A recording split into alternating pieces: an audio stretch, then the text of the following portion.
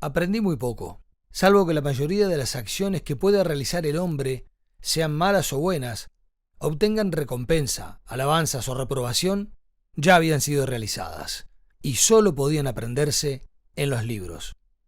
William Faulkner.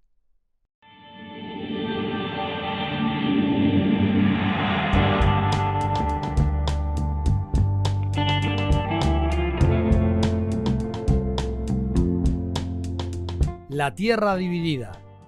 Conversaciones sobre libros.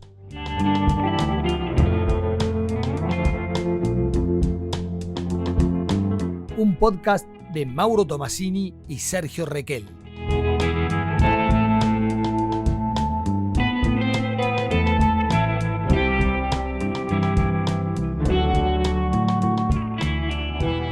Bueno, ¿cómo va? Acá andamos. ¿Sí? Bien. Yo qué sé. Llevándola, ¿qué vamos a hacer? ¿No? Es así. Día loco hoy, el que Día estamos loco. grabando, ¿no? Que arrancó con una lluvia intensa, ahora Arrancó como hasta hace para calor.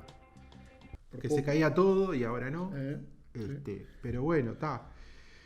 ¿Qué va a hacer? El cambio climático parece que va a estar complicado. Ah, está complicado, sí. Porque midieron ahí el Atlántico, parece que midiendo la temperatura del Atlántico saben si es malo o bueno. Y si era más de Lo 2, del niño. si era más, y es más de 2. Sí, es más de 12. 2 y algo y está. Así que va a llover que por lo pronto del Río Negro para arriba va a estar complicado. Bueno, ¿alguna necrológica tenemos? Y esta semana? tenemos a Goitisolo que se murió el mismo Goitisolo, día del último podcast. Del último podcast, es verdad. Yo sinceramente te voy a decir que pensaba que estaba muerto. O sea, Sí, hacía años que estaba como fuera del circuito, ¿no? y Un tipo que claro, estuvo muy involucrado. y además que tiene tenía unos años, unos cuantos años. Casi 90 tendría que Sí, tener, ¿o no? claro, exacto. Sí, Juan Goitisolo. Yo cuando vi la nota, porque empezaron a compartir, digo, acá medio raro, y yo pensé que era fecha de algo, no, era fecha de se había fallecido. Tipo, interesantísimo. Un tipo muy importante dentro, Muy de lo que interesante. ha sido, dentro de lo que ha sido además el debate cultural, sobre todo lo que para nosotros fue la postdictadura, que es en el cambio en el mundo, sobre todo de la desaparición del socialismo. Totalmente. Bueno, ahí hubo un debate, debatía mucho con Benedetti, ¿no? Debatía, sí. Yo recuerdo en algún momento que Benedetti mencionaba esos debates como debates interesantes. Sí. Pero bueno, sí, falleció y creo que no, o al menos yo no me enteré de alguna otra necrológica en No, estos yo no 15 me enteré, días. yo no me enteré. Bueno. De todas maneras, de Juan Goitisolo, el año pasado Sí, reseñamos un libro de Cuadernos de Sarajevo. es verdad, Cuaderno de Sarajevo. Que dicho lo sea paso, reseñaste. yo no lo había encontrado y lo encontré Ajá. en el verano. Es un librito chiquito del país que es excelente. Que además tiene toda una simbología porque es ahí que él está con Susan Sontag, con Godard, ¿no? Y que inclusive hacen una obra media como de teatro ahí, Susan Sontag, esperando a Godard. Ajá. Y él participa, ¿no? Un Mirá, tipo mirá. que tiene unas crónicas interesantísimas, ¿no? Mirá. La verdad. Pero bueno, ya traeremos algo. de él. No leí las crónicas y la verdad que de Goitisolo tengo escasísima lectura. No sé si...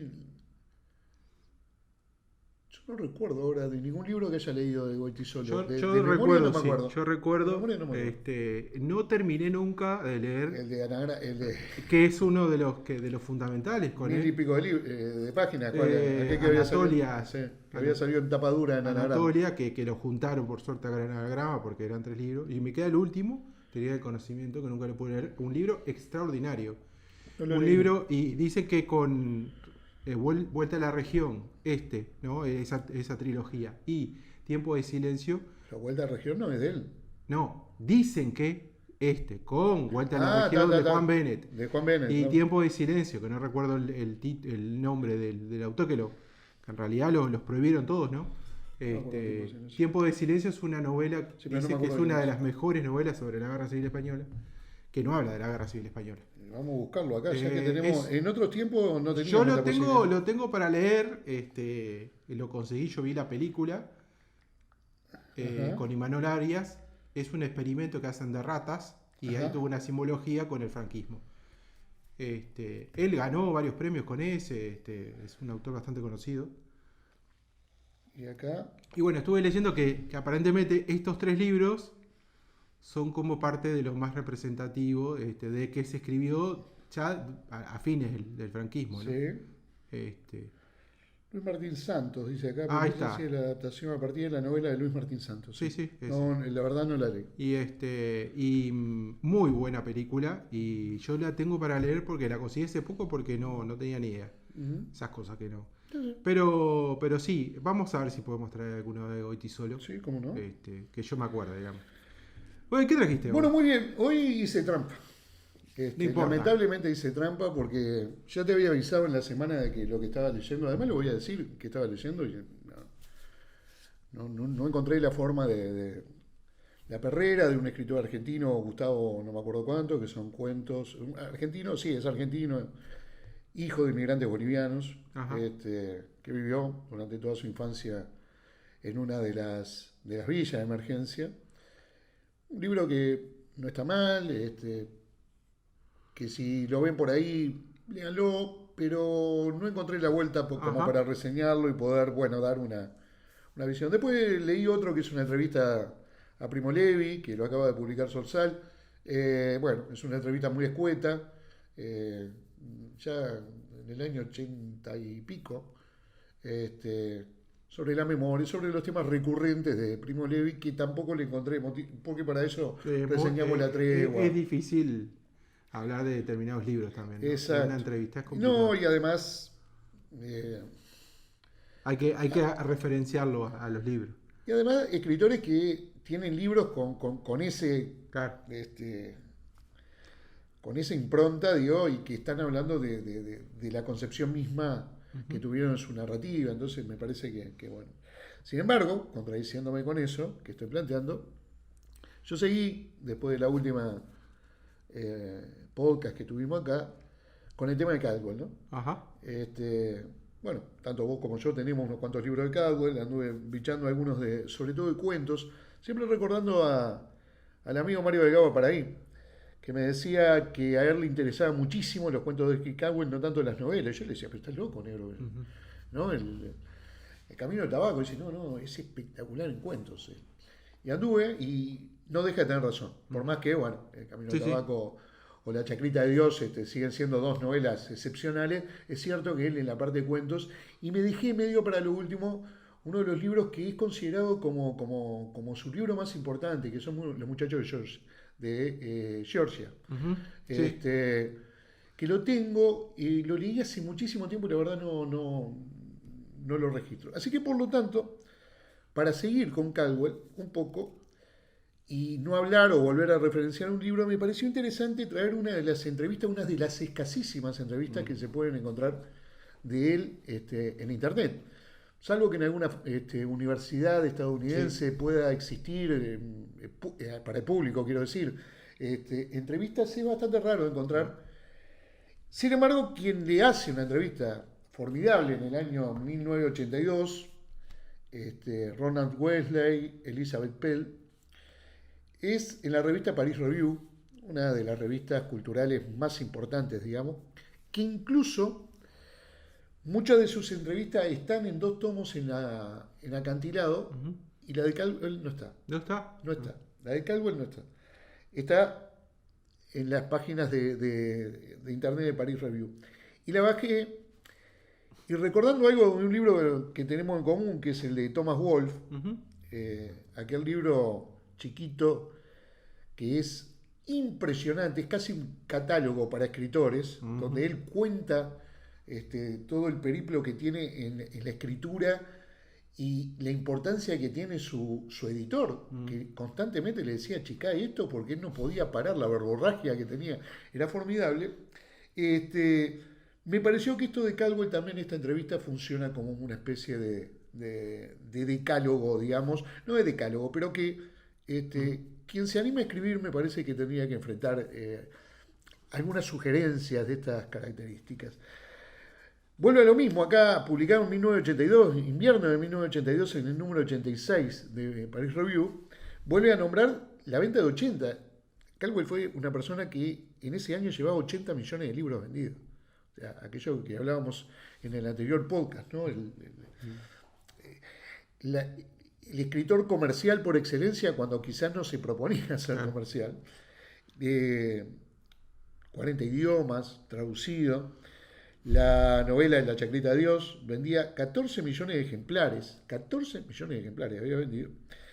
Y la adaptación teatral de Camino del Tabaco hizo historia en el teatro estadounidense al representarte durante 7 años y medio en Broadway. Entonces empecé un poco a leer la entrevista y me parece que hay cosas que la señalé porque para compartirlas porque me parece que están muy buenas y que de buena medida nos ayudan a continuar un poco lo que habíamos hablado de Camino del Tabaco y del autor. Le pregunta qué es lo que impulsa a escribir a un escritor. Y dice, bueno, para empezar, yo no era escritor, era oyente. En aquellas primeras décadas del siglo, leer y escribir no eran actividades comunes. La narración oral era la base de la ficción. Se aprendía escuchando en la tienda de las desmontadoras de Ginebra, en la fábrica de hielo, en el aserradero o donde quiera que la gente se reuniera sin nada que hacer. Uno escuchaba atentamente lo extraordinario, lo inusual. La gente sabía contar historias oralmente de tal manera que podían convertir el incidente más insignificante en una idea por demás descabellada y en algo extraordinariamente interesante. Podía ser simplemente el canto de un gallo o a cierta hora de la noche o de la mañana. Es algo misterioso. Muchos escritores del sur debieron aprender el arte de contar historias escuchando relatos orales. Yo también.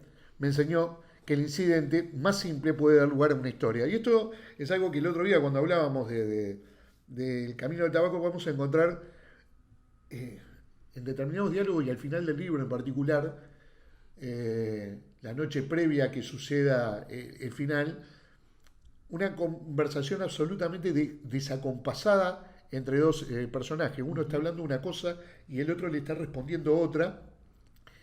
Y usa las técnicas de la oralidad, que es algo formidable. Bueno, acá él reconoce que la oralidad fue el que le enseñó a escribir. Dice, vas en un autobús escolar. ¿Cómo le surge una idea? Dice, y ves un autobús escolar que pasa por ahí y te preguntas, ¿a dónde va? Luego te imaginas una escuela y a una maestra. ¿Quién es esta maestra? ¿Cómo es? ¿Tiene una vida interesante? Entonces recuerdas a alguno de los maestros que tuviste en el pasado y así sucesivamente. La experiencia está combinada con la imaginación, dice, hay que usar la imaginación para inventar algo mejor que la vida, porque la vida misma es aburrida y prosaica. Después le preguntan sobre la trama, si es importante, dice, no me interesan las tramas, solo me interesa la caracterización de los personajes y sus acciones. Yo nunca sé cómo va a terminar nada, solo conozco la primera línea, la primera frase, la primera página. La obra se termina en sí misma cuando con mi dictado, cuando culmino el dictado. Hay señales y presagios que indican que la conclusión está cerca.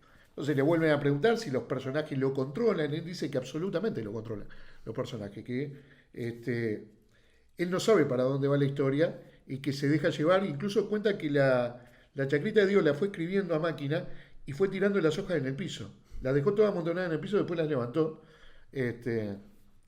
A pesar que a lo largo de la entrevista también va a reconocer que un libro lo tiene que corregir entre 8 y 12 veces. Bueno, la pregunta era, ¿lo corrige enteramente? No, va agregando o quitando alguna escena que complementa la historia, ¿verdad? Después le pregunta si admitiría el simbolismo en los libros. En los libros de él dice, no, para nada, no sabría cómo introducirlo y probablemente lo aborrecería si lo encontrara. Creo que el objetivo de la búsqueda del simbolismo en los cursos de inglés y en escritura creativa es simplemente estimular el pensamiento en los estudiantes. Al final lo que realmente cuenta es el pensamiento. Incluso un estudiante promedio puede encontrar simbolismo porque no se puede probar ni refutar. Y eso está muy bien planteado, ¿verdad? Después agrega que la escritura creativa para él no existe. No existe. Sobre todo cuando en Estados Unidos se puso de moda, por allá por los 80, los cursos, ¿no? En las universidades de escritura creativa. Dicen, no, yo no creo en eso. Dice. O es buena escritura, sea cual sea el tema, o no es creativa. Dice, pero ¿significa esto que no distingue entre la ficción y la ficción? Dice, así es. No se trata de lo que escribes, sino de cómo lo escribes. Da igual si se basa tu obra en hechos o en la imaginación. Puedes ser un buen escritor en cualquiera de los dos campos o en ambos. El uso de las palabras es lo que define la escritura y al final lo que cuenta es la calidad de tu escritura. La no ficción puede ser tan atractiva desde el punto de vista literario como una novela. Y acá pasa por las novelas como de Norman Mailer, bueno, ni hablar de Truman Capote, ¿verdad? Y habla y dice, bueno, pues esas novelas tienen el mérito de estar bien escritas. No es un problema si eso está basado en un hecho real o no. Y acá hay algo interesantísimo, mira, dice, ¿hay alguna asignatura universitaria aparte del inglés que te interesó o te influyó? Dice, sí, la sociología y la economía. Las estudié porque son la base de la vida. Simplemente fueron un punto de partida. ¿Un punto de partida? Le pregunta el periodista. Dice, quería comprender qué era la vida y por qué, y para poder escribir sobre ella. Pero lo que se escribía en ficción se basaba mucho más en observar la vida en la acción que en la teoría. Por ejemplo, aprendí mucho sobre economía trabajando en el sótano de una tienda de todo a 10 centavos y repartiendo leche en Washington a las 3 de la mañana todos los días. Y aprendí sobre las dificultades que atravesaba la gente observando esas cosas. Mucha gente del sur no tiene ninguna simpatía por la historia ni por la situación de estas personas. No había presenciado la pobreza extrema, o si la habían hecho, no le habían prestado atención. Cuando se decía que existía, la negaban de inmediato. Bueno, ese es un privilegio. Pero cuando vivía en Georgia, con mis padres, 3 o 4 familias de fuera venían casi periódicamente temprano por la mañana. Se sentaban en nuestro porche pidiendo comida. Desde abuela hasta bebé en brazos. Se quedaban allí toda la mañana con alguien extendiendo la mano todo el tiempo, quejándose un poco. Así que estas cosas sí existían. Y siempre me molestaba la gente que decía que no. Bueno, sí que es una buena producción literaria. Estoy mirando para de no irme mucho. Que es una buena producción. Dice, bueno, escribir unas 45 hojas por día y que sirvan 3. Si logramos que 3 sean medianamente buenas, ese es un buen día, dice. ¿No? Y alguien dice, y por lo general cuando termino un libro lo reescribo entre 6 y 12 veces porque nunca estoy satisfecho. Añades mucho, le dice, no, podría incluir la descripción de una casa o algo así, pero se puede exagerar con las revisiones. Se puede añadir demasiada información superflua y estropear lo que debería ser conciso. Hay que saber cuándo parar. Esto es algo que también los escritores recomiendan muchas veces, ¿no? Bueno, sí, está bien la corrección, pero ojo con la corrección permanente porque eso puede llevar... y acá hay algo que lo quería traer para compartir contigo, porque le preguntan qué le pareció la adaptación teatral de Camino al Tabaco. Y él habla muy bien de esa adaptación, incluso elogiando al actor que hace de Lester, ¿verdad? Y dice, ¿y qué te pareció la versión cinematográfica? Que a mí me había encantado. Y dice, no especialmente, no me gustó. Tenía buenos actores, buenas actrices, un buen guionista y a John Ford como director. Lo tenía todo a su favor. Pero entonces llegó Zanuck y quiso un final feliz. Así que los personajes terminan en el asilo de pobres cantando una canción folclórica. Que por supuesto así no termina el libro. Y es verdad, se apostó a ese final feliz. Y eso que me decías vos, que también estaba en la película de La Chaclita de Dios, que yo no la había visto, le pregunta si esa adaptación sí le gustó, y dice sí, porque se hizo de forma independiente y sin ningún control de los estudios. Él ahí está dándole duro a Hollywood, porque a él le toca ir a trabajar a Hollywood y se aburre tremendamente. Es más, dice que su mejor producción está del año 50 al 75, cuando deja Hollywood justamente y se puede dedicar a escribir, pero claro, cuando viajó a Hollywood necesitaba plata a pesar de los 80 millones de libros que había vendido. Dice, los estudios estaban muy ligados a los sindicatos y podrían haber suavizado la parte de la huelga en la fábrica. Claro que yo no tuve mucha participación, salvo como asesor ocasional, pero la libertad de una producción independiente me resultó muy interesante. Al menos nadie me obligó a ponerle un final feliz. Y acá sigue, y un poco como para terminar este repaso, porque ahí vuelve sobre Hollywood, ¿verdad? Y le dice si lo ayudaron en la escritura. Dice, no, para nada, fue una pérdida de tiempo. Es imposible escribir ficción y trabajar en el estudio al mismo tiempo. Durante 5 o 6 años no hice más que trabajos mediocres, pero necesitaba el dinero y cuanto más tiempo te quedas, más te paga. ¿Y cómo lograste salir finalmente? Ahorré lo suficiente para poder dejarlo. En 1950 lo dejé de golpe y no he vuelto desde entonces. Bueno, y sigue hablando de... Pero te quería leer una parte, porque me resultó muy graciosa, cuando dice, Mark Twain fue uno de los más grandes narradores de Estados Unidos, le dice el periodista. En una entrevista hace algunos años usted dijo que no había leído ninguna de las obras. Y la respuesta es, todavía no, es algo que espero con ilusión. He oído hablar mucho de él. Y luego le dice, a menudo se ha comparado su literatura con la de Faulkner. ¿Qué opina de esa comparación? Dice, no lo sé, porque desconozco la obra de Faulkner. Leí uno de sus libros mientras agonizo, que me pareció un excelente ejercicio literario. Pero lo leí solo para averiguar qué hacía y no sé qué escribió antes ni después. Conocí a Faulkner un par de veces, una en Francia y otra en Nueva York, pero no llegué a conocerlo bien. El único tema de conversación que recuerdo fue la dificultad de hablar con alguien en un idioma extranjero cuando uno solo domina su lengua materna. Por supuesto, después pasa que conoció a Steinbeck, porque le pregunta si ha sido amigo de escritor, y dice, no, ni loco, dice, son mala gente. No, son malas personas, dice, nunca dicen cosas interesantes, solo de sí mismos y de su trabajo. Los únicos escritores con los cuales me llevé bien fueron William Soroyan y un tal Pete West, lo conocí en Nueva York y en Hollywood. Estos dos eran los únicos que me interesaban de verdad, porque no hablaban de su trabajo todo el tiempo, hablaban de puros, de cualquier cosa que se pudiera hablar. Y ahí sigue. Y la parte final, y ya con esto lo termino, dice que los escritores, le preguntan, tradicionalmente son conocidos por tener dificultades para mantener matrimonios. ¿Es el divorcio un riesgo laboral? Le pregunta. Dice, sí, y te diré por qué. Quien no es escritor en la familia siempre sale perdiendo. Eso es porque un escritor tiene que ser un poco egoísta. Por ejemplo, soy una persona reservada en la vida social y en cualquier otro aspecto de la vida. Supongo que casi se me podría llamar ermitaño. No me tomo días libres, trabajo los sábados y domingos y festivos. Bueno, una mujer puede resentirse por eso y tarde o temprano algo va a ceder. Claro que de vez en cuando hay una persona muy equilibrada que puede soportar todo esto y por eso algunos escritores permanecen casados, pero por lo general no. Y le dice, ¿has disfrutado de tu fama y de tu fortuna? Bueno, me alegra haber podido vivir la vida que he vivido, pero al principio lo pasé mal. Poco a poco me fui casando y después de cada uno de los 3 primeros matrimonios me separaron. Perdí 3 buenas casas, pero ahora soy mucho más inteligente. Puse todo a nombre de Virginia, así que nunca lo perderé. El coche, la casa, todo está a nombre de ella, así que ahora estoy a salvo.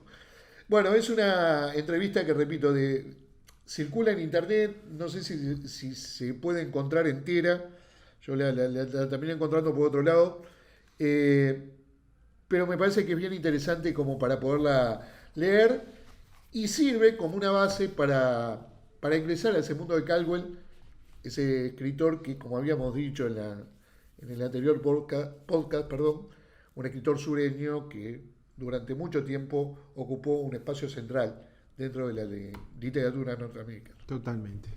Habría que ver cómo se leyó a Caldwell acá, en la época, ¿no? La época que es muy importante para la literatura de acá, ¿no? Es decir, sobre todo capaz que después del 80, 90, capaz que... La Tierra Verdadera, no, pero mucho antes La Tierra Verdadera está traducida por Onetti. Claro, pero... Onetti decía que se peleó hasta con el editor que le dejara traducir ese libro. Calculo que toda esa generación del 45 del 60 debe haber sido muy importante. Yo creo que después se desvaneció un poco, ¿no? Los 80, los 90, como pasa con muchas cosas, ¿no?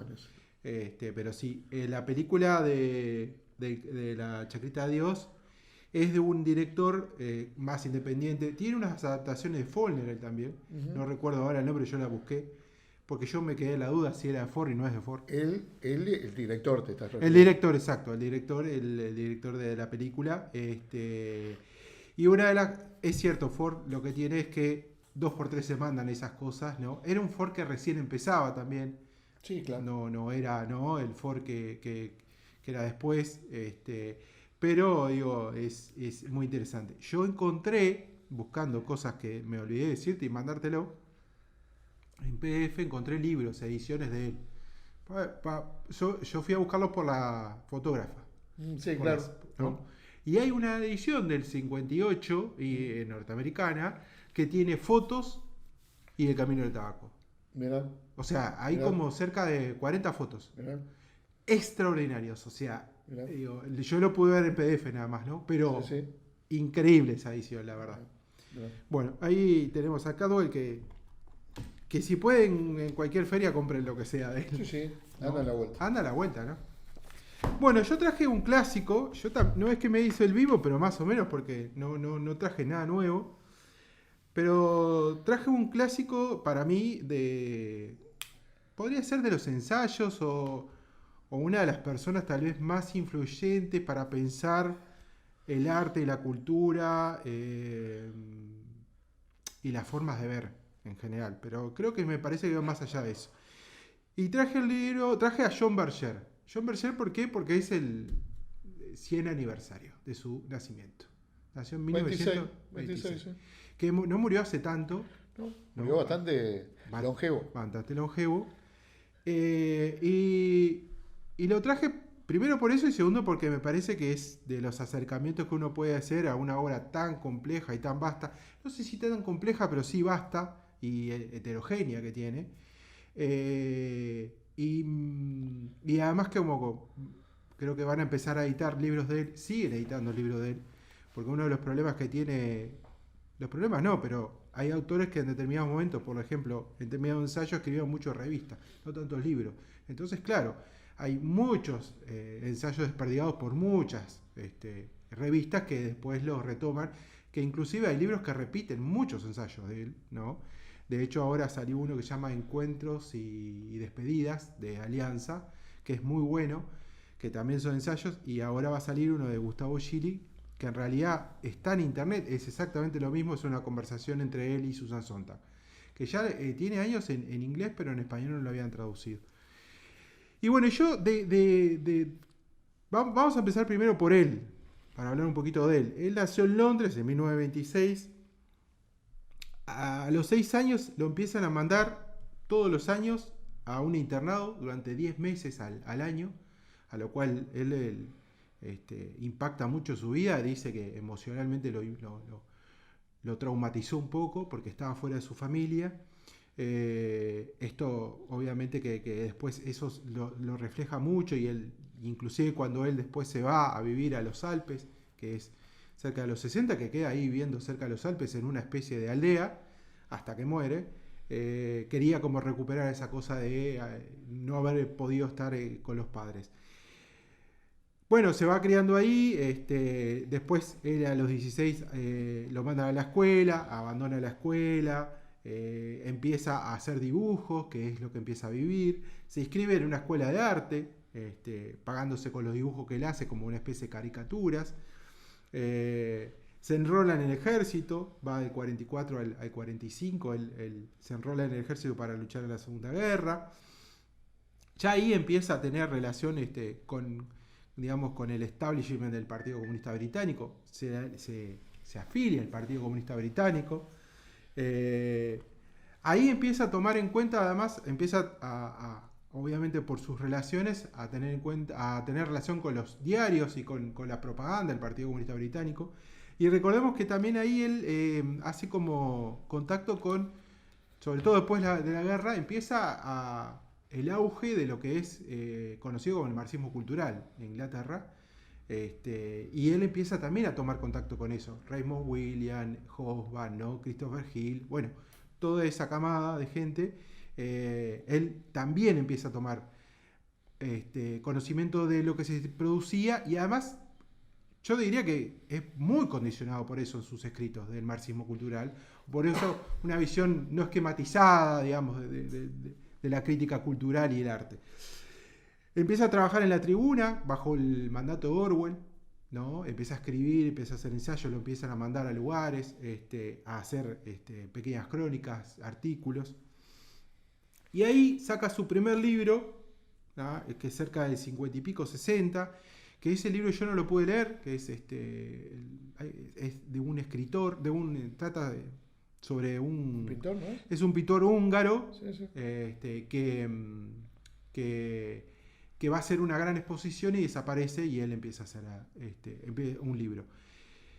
Está editado acá en el Está editado en Alfaguara, sí. Alfaguara, No, pues, pero es yo que lo tengo. yo no lo tengo. No, ¿le voy a avisar? Pero además, si tenemos todos los libros de él, son unos cuantos, porque Son bravos, sí. se ha escrito cerca de 40 libros, Sí, por lo pronto, sí. editados. Hay muchos Sin embargo, no se ha editado todo. No está hay, lejos de editarse. hay muchos en inglés. Sí, sí. Por ejemplo, hay un libro con una mujer que lo busqué y no existe la versión en castellano.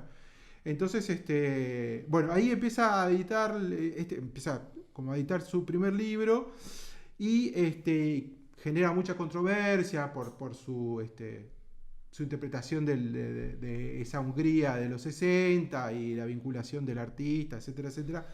Pero bueno, pasa desapercibido. Pero ahí él empieza a hacer crítica cultural, etcétera, etcétera.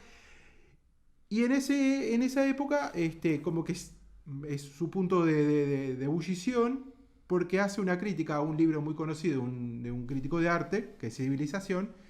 Entonces le rebate, y ahí además la televisión estatal en determinados lugares ha sido muy fundamental, en Alemania, en Francia, en la década de 40, 50, 60, era muy corriente que intelectuales debatieran por horas, ¿no? Se puede ver a Foucault, a Deleuze, a Bourdieu sobre la televisión. Más adelante, o sea, y en Gran Bretaña también, la BBC es muy importante, en Alemania la Deutsche Welle también. O sea, los documentales que nosotros vemos en lugares más marginales ahora se daban como en horario central en su época, ¿no? Y bueno, y él hace como una especie de contracrítica a ese libro de Civilización y saca 4 programas que se pueden ver en YouTube, traducidos. Son 4 programas, 45 minutos, que se llaman Modos de Ver. Y eso después se hace papel, se traduce en un libro, que es como una especie de boom, es el libro más conocido de él, Modos de Ver, que son estas 4 4 programas que empieza a hablar sobre la desconstrucción de una mirada del arte, y sobre todo, yo creo, del arte y de todo un conjunto de cosas, de la cultura, entendida como arte, del hombre, de los puntos de vista, de las relaciones de poder, etcétera, etcétera. Y este libro es una especie de un poco más adelante, porque ahí ya entramos casi en el mayo del 68, que también él se vincula con esto. Y ahí empieza toda una carrera, digamos, de ensayista. Cerca del 70 y pico ya se va a vivir a los Alpes, a una zona de Francia, y queda viviendo ahí, más o menos como algo marginal. De hecho, hay muchos ensayos, mucha novela de ficción que ocurre, que recupera mucho el aspecto campesino, ¿no?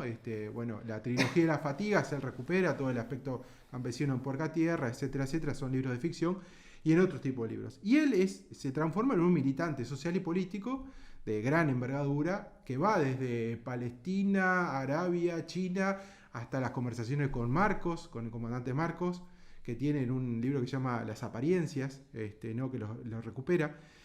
Y bueno, y empieza todo un periplo, y es una de las personas capaz que más ha influido en la mirada, sobre todo para el campo de las izquierdas, ¿no?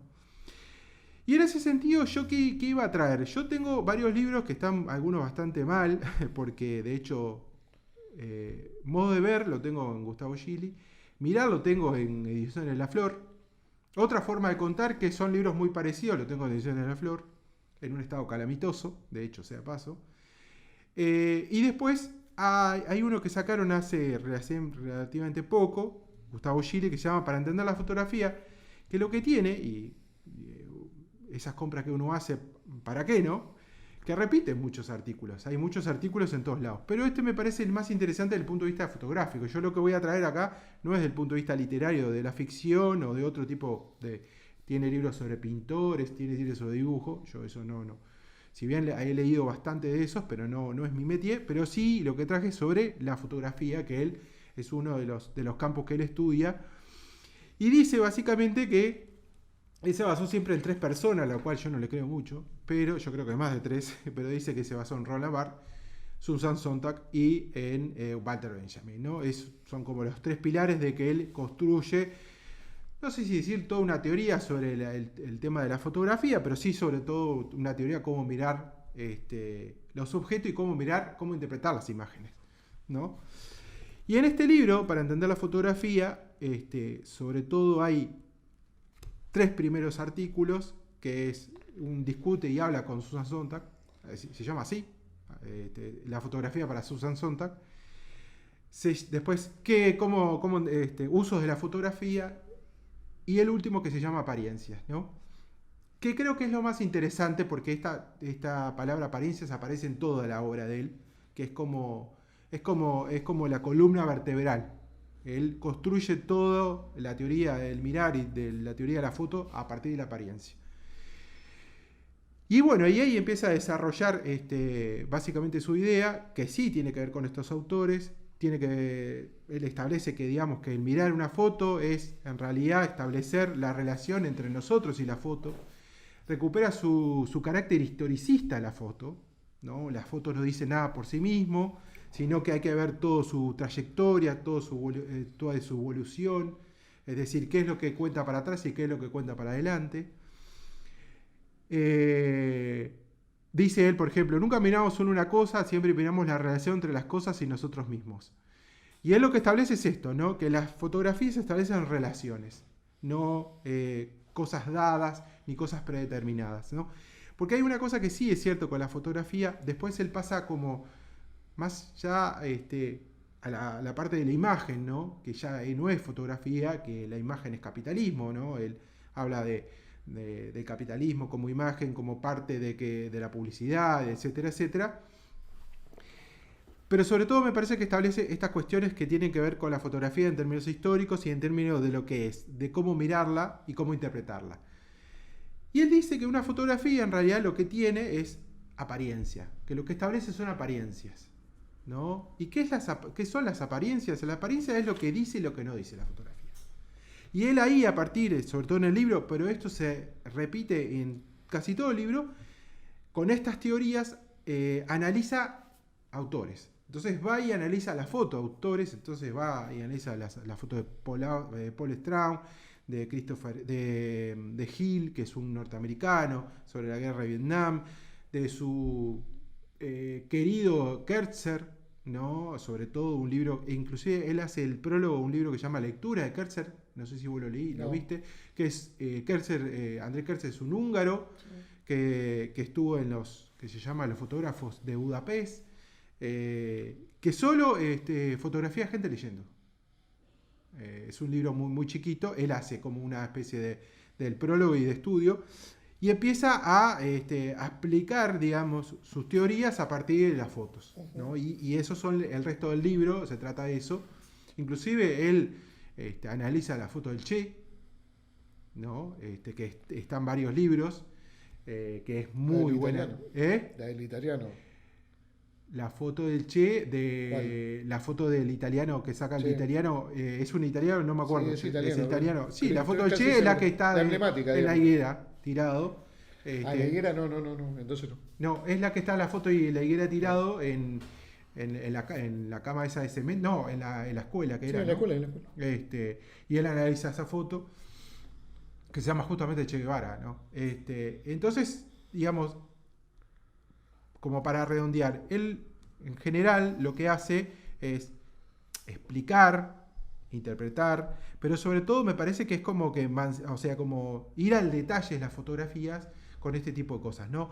Ver lo que sucede, lo que no sucede, lo que dice. Por ejemplo, si una mujer está mirando en una fotografía de Kertzer también, que es de un desembarco, no me acuerdo, donde hay toda gente muerta, que una mujer mira a su izquierda, que no se sabe dónde mira, él dice, bueno, a partir de eso que no sabemos, hay que empezar a cuestionarnos qué es lo que está mirando. Para sobre todo buscar la historicidad, porque una de las cosas que sí es cierto que la fotografía, como los medios de comunicación, en general la masificación, y esto que vos hablabas justamente de la oralidad, a eso le hubiera gustado a Benjamin, porque Benjamin dice, sí, claro, una de las cosas que mata la oralidad es la novela, ¿no?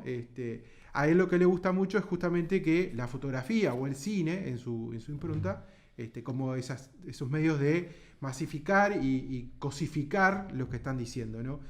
muchas veces se piensa que una fotografía es como una imagen bastante sencilla y en realidad es muy compleja en sí, para saber lo que hay detrás, ¿no? En fin. Yo lo traje porque me parece que es una lectura... creo que esas lecturas, no sé si a vos te ha pasado, pero si yo te dijera, dame 10 libros, pero en general, de cosas que vos no específicamente leas de literatura, 10 libros de la vida. Yo creo que es un autor de esos, ¿no? Que cualquiera pueda acercarse, que si ven en algún sentido es complejo, pero es simple de acceder, no es tan complejo como otros teóricos del arte, y que me parece que eso también como parte de lo interesante de que accedió un público y que llegó un público al arte, a mirar arte en general y a cómo mirar arte de manera amena, ¿no? Yo creo que no tengo la menor duda que es uno de los grandes ensayistas del siglo XX, no tengo la menor duda, o por lo menos dentro de los 10, no sé.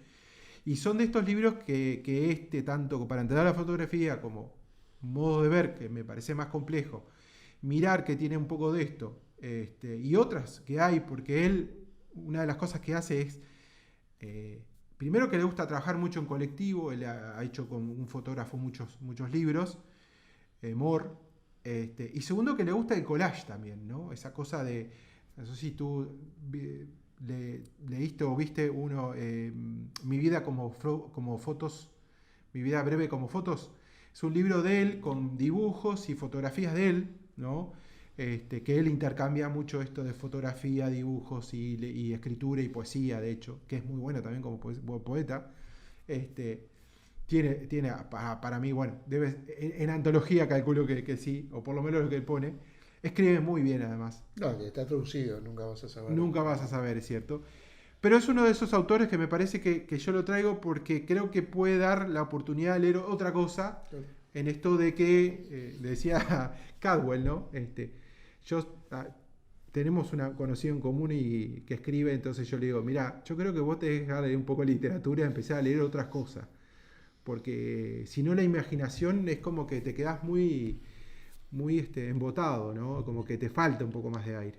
Y bueno, yo creo que me parece que con este libro, o con cualquiera de ellos, es la verdad muy ameno. No sé qué recuerdo tenés vos cuando leíste a John Berger. El primer libro que leí de Berger es el del perro. King. Y a partir de ahí leí la trilogía, después Europa, Puerca Tierra o Tierra Puerca, no me acuerdo cómo Puerca es. Tierra y G.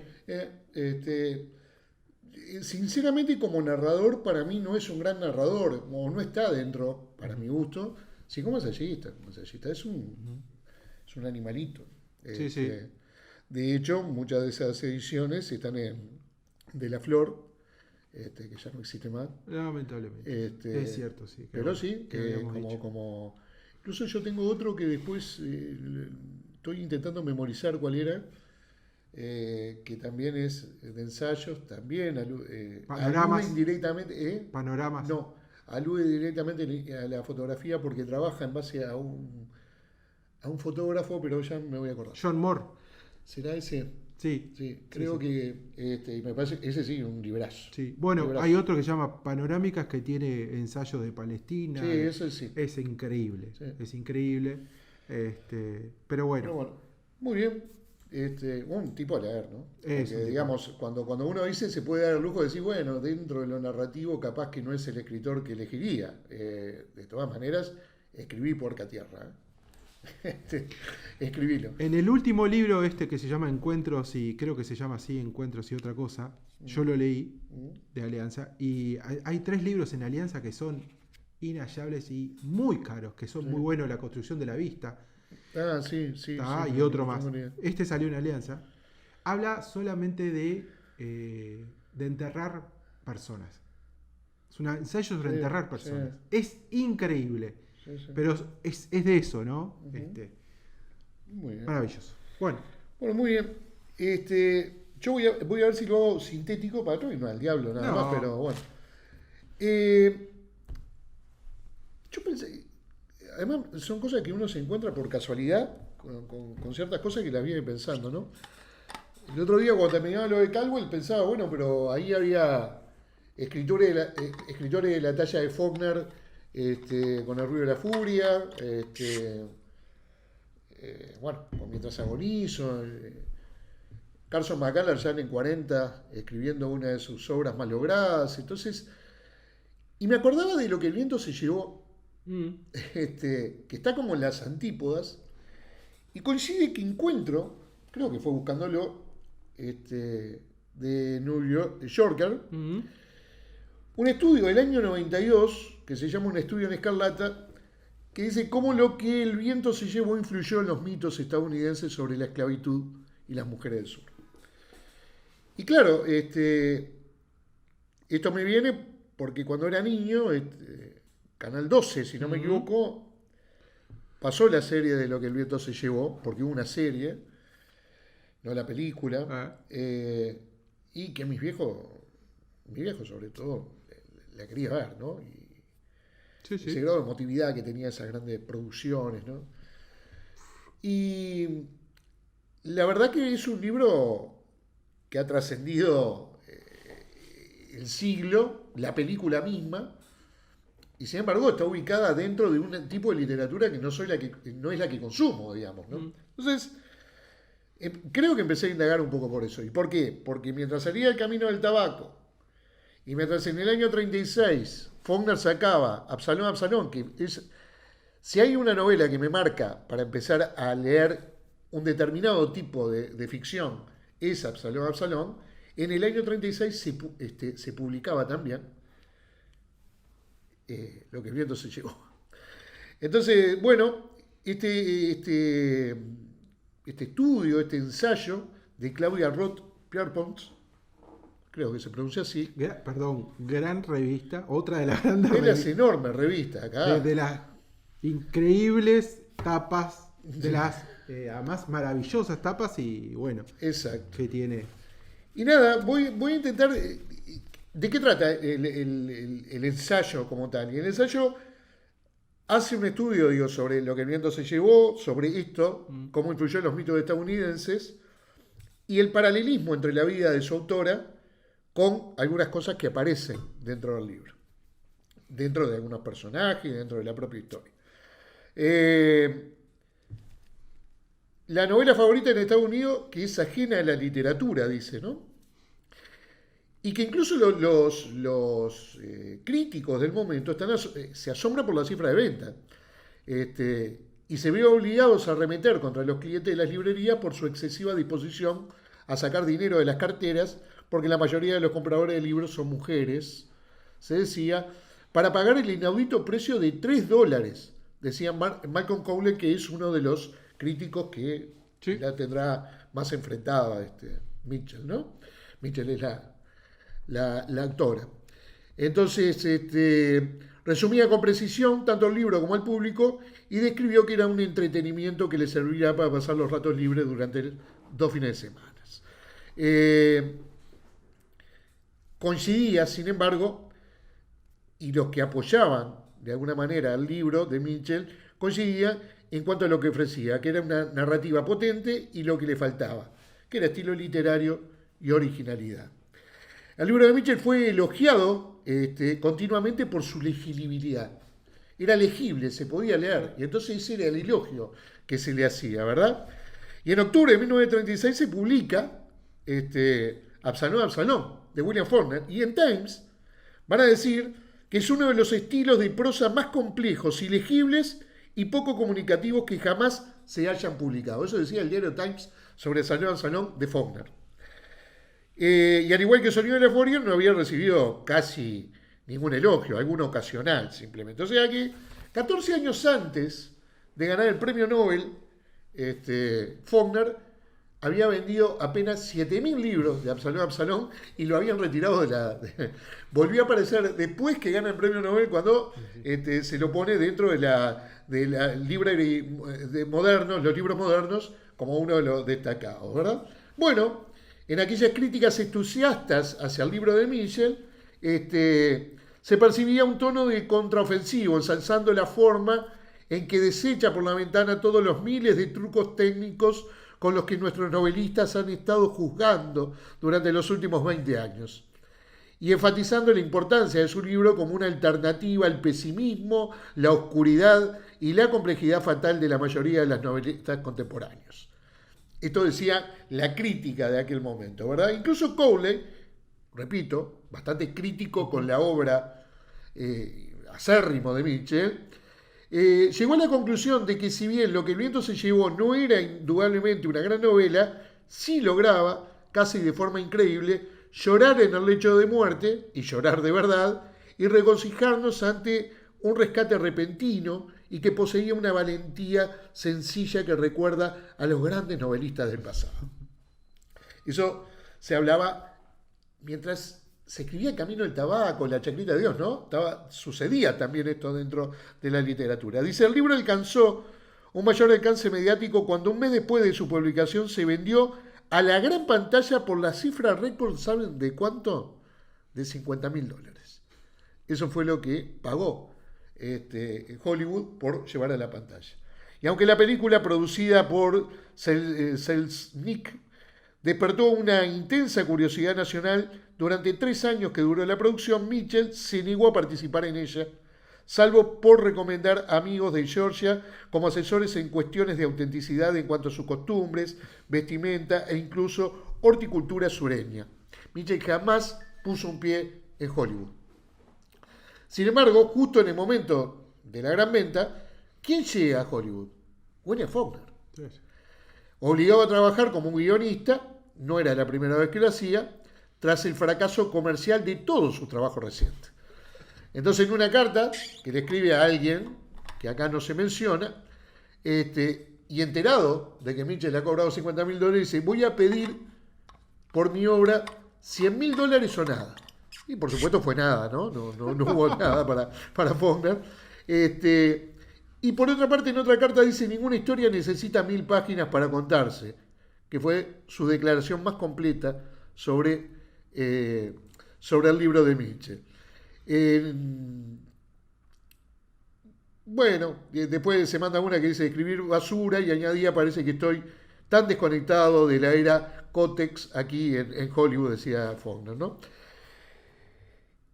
La tan comentada legibilidad del libro debió de influir en esa fluida transición de la página a la pantalla, puesto que la legibilidad no solo implica la ausencia de oscuridad, sino, paradójicamente, la ausencia de la sensación misma de leer.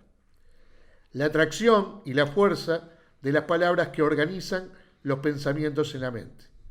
Al requerir, de hecho, la menor lectura y la menor inversión en el lenguaje que los encarne, el libro más legible permite que sus personajes se deslicen con mayor facilidad a través de las redes de palabras y se transformen en otras formas. Acá está la justificación un poco del éxito que tendrá posteriormente la novela, basada en un libro que justamente por su legibilidad es la que en el fondo permite la lectura el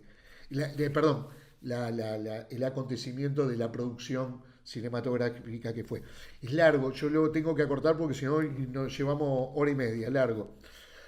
Pero hay algo que lo quiero marcar porque termina siendo, indudablemente el libro de Mitchell es un libro que ignora, que hasta hay alusión al Ku Klux Klan, ahí se hace una larga historia donde las primeras acciones del Ku Klux Klan se basan justamente en la violación, porque había que hacer algo luego de la Guerra de Secesión para que no sucediera lo que uno preveía, que era la libertad de los esclavos. Entonces, la forma de acusar a los negros fue en su momento la violación a los blancos. El Ku Klux Klan se organiza, tuvo 4 millones de personas en Estados Unidos, basado justamente en falsas denuncias de violación, algo que le acontece a la protagonista de Lo que el viento se llevó. Sin embargo, y esta es una parte que a mí me resultó interesante, dice que las novelas de las plantaciones, ese género surgió con fuerza y con un aroma intenso en la década de 1880, impregnado de la nostalgia por el modo de vida de la guerra que la guerra había arrebatado. Aunque, como señaló el historiador William Taylor, más de 2 décadas después del apogeo de Lo que el viento se llevó, la nostalgia en realidad era anterior a la guerra. Los sureños que así lo deseaban anhelaban el paraíso más brillante anterior a la revolución. Los novelistas sureños, desde la década de 1830 en adelante, rememoran con nostálgico deleite el antiguo régimen de la Virginia colonial. Y en la década de 1880, Thomas Nelson Page, el novelista sureño más destacado sobre las plantaciones, inventó o codificó todos los clichés del amo digno y el esclavo leal. Y sus obras fueron populares no solo en su región natal, sino también en el norte, arrepentido y conciliador. Tras la guerra, para los norteños era tan seguro expresar una nostalgia retrospectiva por la época del amo y la niñera como lo había sido para Walter Scott exaltar el antiguo glamour de los Estuardo desde una posición sólidamente fundamentada en la perspectiva Whig. Su imagen, realzada por el inefable encanto de la pérdida, de haber perdido, de estar perdido, hizo que el sur asumiera su papel en el romanticismo de América como la contraparte femenina y adornada del oeste implacablemente masculino. Que ahí vamos a notar una enorme diferencia entre la escritura del oeste de Estados Unidos con la literatura sureña, ¿verdad? Sí. Donde el papel de la mujer es muy esclarecedor esto que dice el artículo. ¿Qué les puedo decir? La cuestión sigue. Mirá, vos lo podés ver acá, tengo marcado varias cosas, pero me parece que lo interesante a analizar acá era precisamente qué había pasado en ese sur donde Erskine Caldwell, William Faulkner, Carson McCullers, Flannery O'Connor, podríamos seguir, nos contaban un tipo de sociedad que había nacido posterior a la Guerra de Secesión y venía lo que el viento se llevó y nos narraba una historia totalmente romantizada de ese periodo y del posterior. Sin embargo, lo que el artículo intenta analizar es cómo influyó justamente en ese parteaguas que fue posteriormente el tema de los derechos civiles, de la cultura estadounidense asumiendo ese resultado de la Guerra de Secesión. Por lo tanto, ya, repito, se escribió en el año 92, me pareció un artículo fenomenal y me vino bien como para no comentar hoy ningún libro en especial. Otro que me olvidé que estaba leyendo era 76 de Felipe Piña. Todo bien. No, es lo mismo. A mí no me gusta Felipe Piña. No, y además es lo mismo, digamos. Entonces, bueno, nada, aposté está perfecto. A ir por otro lado. Para aquellos que quieran, esto es un servicio a la comunidad lo que hacemos nosotros, ¿no? Película que se encuentra en YouTube, que es El nacimiento de una nación, claro. de Griffith. Claro. Es todo lo que dijo Sergio, ¿no? Y después si uno se pone que está muy bueno el artículo ese, la verdad. De hecho, no he leído tantos artículos de New Yorker, pero los artículos que tiene son de una cosa impresionante. No, después te lo paso. No, genial.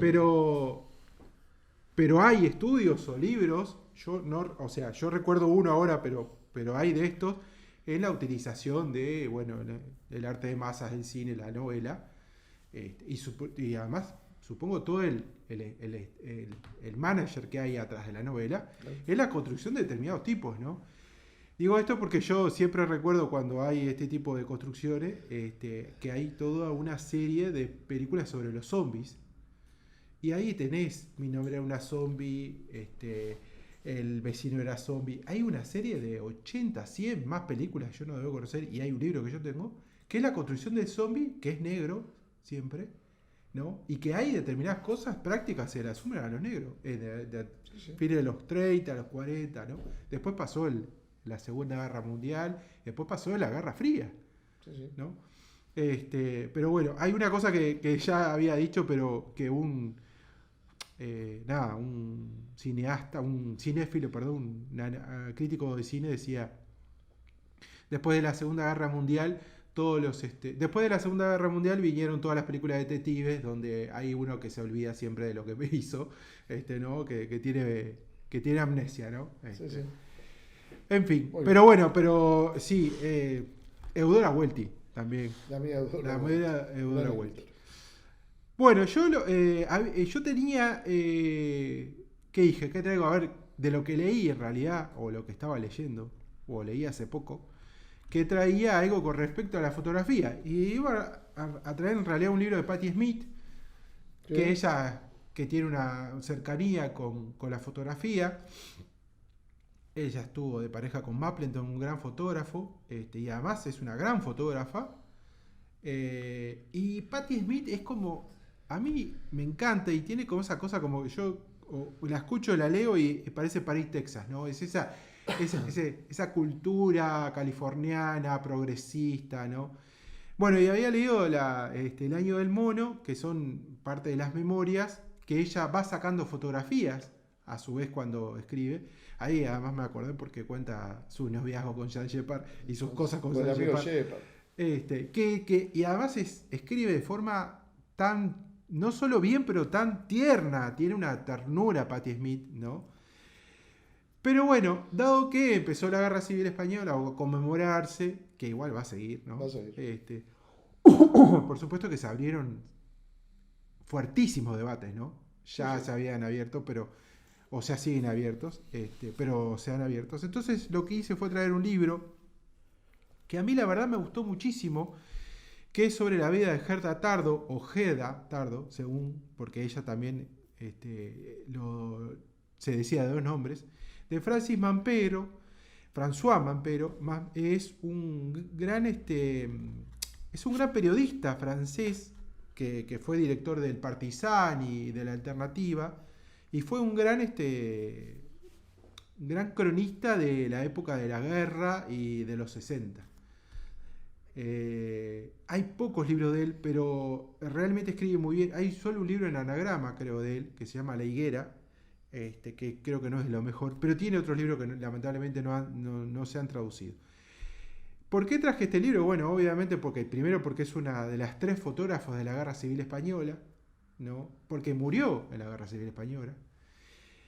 Y porque también tiene como un dejo también de reivindicar un poco a las fotógrafas. Para mí hubo 3 grandes fotógrafas de Guerra Civil Española, que fueron Tina Modotti, Katy Hor y Gerda Taro. Tina Modotti, que capaz que es una de las más conocidas, era como una de las más reconocidas también, que tuvo además todas, por lo menos Gerda y ella tuvo relación con el surrealismo, ¿no? Katy Hor también, pero mucho menos, y además su incursión por México de Tina Modotti, que la llevó a ser una de las mejores fotógrafos, por lo menos de la mitad del siglo XX para adelante. Después está Katy Hor. Katy Hor es una húngara que, si bien también fue una fotoperiodista muy reconocida de la Guerra Civil Española, pero ella tenía un enfoque de la vida íntima de la Guerra Civil Española, lo que le hace muy interesante. O sea, no tiene como Gerda Tardo, que Gerda estaba más o menos donde estallaban las bombas, o como Capa, pero Gerda tiene de bautismos, de cumpleaños, ¿no? Es muy interesante ella. Lamentablemente, por ser mujeres en esa época, los archivos fueron muy menguados, o se perdieron, de hecho. Nosotros recordemos que inevitablemente, va a hablar de Gerda Tardo, tenés que hablar de Capa, pero de Capa se perdieron cientos de archivos porque cayeron en Francia en manos de la época de Vichy, y se perdieron. Y no sabemos dónde están, digamos, ¿no? Pero bien, este libro es muy interesante. ¿Por qué? Porque es una especie de ficción biográfica. Y a su vez es ensayo, porque él empieza como si él fuera a entrevistar a Gerda Tardo a París, con sus gatos que le encantaba, ¿no? Y después empieza a contar la vida de Gerda Tardo, y después empieza a contar, claro, la época que vivió Gerda Tardo, porque en realidad esos 3 años que estuvo en España, perdón, esos 2 años que estuvo en España, fueron de una vertiginosidad, y donde juntó España y ante Francia, juntó a todos los que estaba, no hablando recién Sergio, pero casi que hablando con Sergio, fue muy amigo de Steinbeck, de ella, ¿no? Inclusive tenía como 1919 como uno de Dos Pasos. de John Dos Pasos. John Dos Pasos. Como su, ¿no? Como uno de los mejores. muy mala relación con Hemingway tenía. Claro. De hecho, ¿Quién no la tenía? ¿quién no la tenía? Porque... De hecho, hay una obra de teatro que él escribe hay una fotógrafa mujer que es ella, pero se llevaba muy mal. Y después toda la intelectualidad que estuvo en Francia y después posterior que estuvo en la Guerra Civil. Pero bueno, él cuenta básicamente la historia de Gerda y cómo fue su periplo, que en realidad, bueno, muere a los 27 años. Muere muy joven. Gerda es polaca, pero vive en Alemania. En Alemania la expulsan. ¿tá? No tan, si bien tenía relación con el comunismo, con la ideas socialistas en Alemania, eran más los hermanos, van un día y la toman prisionera y está presa y sale. Y como tiene pasaporte polaco, puede salir de Alemania. De Alemania va a Francia, ¿no? Ahí empieza a estudiar, digamos. No sabe mucho fotografía, pero empieza a vincularse con Harry Cartier-Bresson, el burgués con cámara, como en una parte dicen. Ahí se encuentra con Capa. Que es una historia aparte porque Capa y ella empiezan a hacer, ella vende la foto de Capa, ella no saca fotos, pero vende y le dice, tenemos que hacer una marca. Entonces ahí inventa la marca Capa. O sea, porque en realidad Robert Capa es André Friedman, sí. Pero claro, lo que pasa es que el problema es que los judíos eran muy complicados, se cambiaba mucho de nombre, inclusive tuvo problemas de muchos de ellos. Entonces inventa la marca Capa y ella ¿qué hace? Va a venderlas, va a las agencias y a las revistas, que empieza a ser muy importante. Y además hay otra cosa, en todo este periodo, calculo que en muchas partes, los partidos tenían propias revistas, los partidos comunistas, socialistas o anarquistas, entonces ellos trabajan para muchos de esas revistas y les encargan y les vende la fotografía. Entonces ella lo que hace es ir a venderlas y ella vendía las fotos y Capa las sacaba. Después en un determinado momento, cuando ella empieza a sacar fotos, cuando empieza a saber un poco algo, y empieza también ahí con otro amigo que también tiene un amorío, porque, bueno, que eso lo dejan ver, pero Capa le dice muchas veces que se casen y ella dice que no, que es una mujer libre y que va a tener los novios y los amantes que quiera, y tiene de hecho uno que se llama Ted Allen, que es casi que hasta la acompaña hasta cuando muere. Y es fotógrafo y con él empiezan a hacer los revelados, aprender algo más de fotografía, ¿no? Bueno, y ahí viendo que empieza la Guerra Civil Española, la contrata Allianz, que es una agencia, y se van para España. Y ella empieza a decir, bueno, empieza a sacar fotos los dos, pero con el nombre de Capa. Ellos los mandan a París para que se revelen. Y en un momento determinado se dan cuenta que es Capa G, claro, y no se sabe muy bien qué foto le... ¿Foto de quién? ¿Foto de quién? Estamos hablando de cientos de fotos, ¿no? De 26, porque inclusive ellos consiguieron unas máquinas nuevas que se podía sacar 27 fotos sin revelado. Una de las cosas para aquellos que capaz que saben un poco más de fotografía, es que, claro, cómo se manejaban los lentes, y los lentes eran chiquitos. Sí. O sea, vos tenías que estar al lado de las cosas, ¿no? Ahora que se habla mucho de tener un lente largo, ¿no? Y ahí y me acuerdo de una famosa frase, bueno, si tenés un lente chico, y caminá, acercate. Claro, entonces ellos tenían que estar muy cerca de los bombardeos, las trincheras, estar ahí. Bueno, entonces ahí deciden firmar Gerda Capa, lo empiezan a mandar así, y después ella se autonomiza y empieza a mandar las fotos, ¿no? Y está muy interesante, sobre todo termina con la muerte de ella,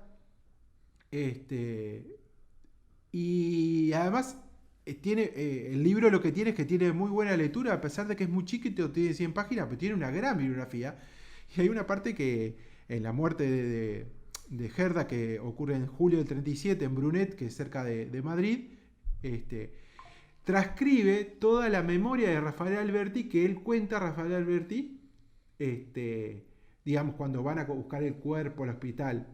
Y en realidad él después lo hace como contrarrestar con otras cosas, y Rafael Alberti mintió totalmente, ¿no? Como era correspondiente, por ejemplo, ella la ponía en la mesa de operaciones fumando un pucho y diciendo la República vivirá y después él mismo Mapero dice, no, es todo mentira eso, ¿no? Pero bueno, sí es cierto que a Rafaela Bete la van a buscar y la traen a la asociación Alianza, que son toda una serie de escritores intelectuales que apoyan a la República de Madrid. Y además, claro, yo fui a las memorias a ver cómo era y lo que pasa es que todos esos periplos son llenos de... En un cajón traen el cuerpo, pobre Gerda con la barriga totalmente, digamos, no... todo lleno de bombardeos, ¿no? Una cosa... Bueno, entonces llegan a la Alianza y en la Alianza, en el patio del jardín de la Alianza le hacen una especie de funeral ahí y después la llevan a la París, que es todo una odisea. Pero cuenta toda esa serie de cosas. Esa es como la primera parte del libro. Y la segunda parte del libro, como que se incursiona en toda la época, en todas las ideas, y ahí, claro, las discusiones que había, con fotografía, con Sartre, con John Dos Passos, con determinados textos que escribía Steinbeck, o sea, con el mismo Hemingway, ¿no? Que era un pesado, un denso, y después con Paul Nizan. O sea, claro, había la verdad hay muchos que inclusive artistas visuales que uno no conoce o yo no conozco, pero una serie de 40, 60 que se juntaban todos en un boliche a hablar, ¿no? Y lo que hace Mapero, claro, es como que construye todo ese tema de cultural que tiene primero París y que muchos se van a Madrid y que además escriben las grandes obras de París, ¿no? Bueno, Piquet de las Campanas, también hay otros escritores que grandes crónicas de la época escriben desde ahí, etcétera, etcétera. Y esa es la segunda parte. Si alguien quiere acercarse a la obra de Gerda Tardo, es un libro hermosísimo porque está muy bien escrito además, es muy simple pero muy concreto y yo lo recomiendo muchísimo. Es de una editorial además que tiene muy buenos libros sobre fotografía, acá también está el de Capa, ¿no? Ligeramente desenfocado. Capa por supuesto es un mentiroso que ya lo sabemos en el sentido de todo lo que hace. Es muy él decía que iba y ya sabía del día anterior ya sabía la foto que iba a sacar. Una cosa impresionante. Por supuesto es un gran fotógrafo de guerra que también muere 13 años después nomás. Pisa una bomba en Indochina y muere. En fin. Yo lo que creo de estos tipos de fotógrafos que tienen un poco de aventura, tienen un poco de... Bueno, la aventura que había en la época, ¿no? De la esperanza. Mismo algunos cartas de Gerda que se transcriben en el libro, tiene una cuta de utopía y de esperanza, que estaban peleando por cosas que valía la pena, digamos, que... A ver, es todo un clima de época que es muy difícil de describir, ¿no? Digamos. Pero bueno, yo lo recomiendo mucho este libro de Gerda. No sé si se conseguía acá, pero bueno, capaz que se pueda conseguir para quien le interese. Hay otros libros, pero lamentablemente no están traducidos en alemán, inglés. Y después hay muy pocos libros de Gerda Tardo porque el archivo de ella es cerca de 300 fotos nada más. Que está obviamente en Nueva York. Así que bueno. Quedaron todos bajo el nombre de Capa. Quedaron todos bajo el nombre de Capa o bajo el nombre de Vichy, sí, o bajo el nombre de vaya a saber quién. Así que, bueno, de la fábrica de Gerda Tardo, La sombra de una fotógrafa, muy recomendable. Bueno, muy bien, hoy se nos fue a 1 hora y cuarto casi. Opa, bueno. Estuvimos poco, pero bueno, menos mal que no trajimos libro, pero estos son los problemas que tenemos en los podcasts. Cuando comenzamos a poder hablar con mayor soltura y no limitarnos a un libro y poder hablar de obras, de autores, ¿no? Que también lo hace para nosotros al menos bastante más entretenido. ¿Cómo que no? Pero bueno, veremos si en la próxima yo cumplo con traer un par de libros. Sí, bueno. O vos mismo ahí, capaz que indagamos por otros periplos literarios para... Vamos a ver qué trae.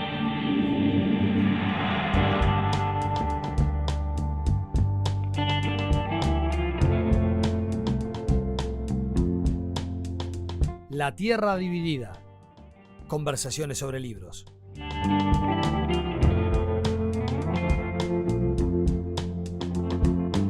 Un podcast de Mauro Tomasini y Sergio Requel.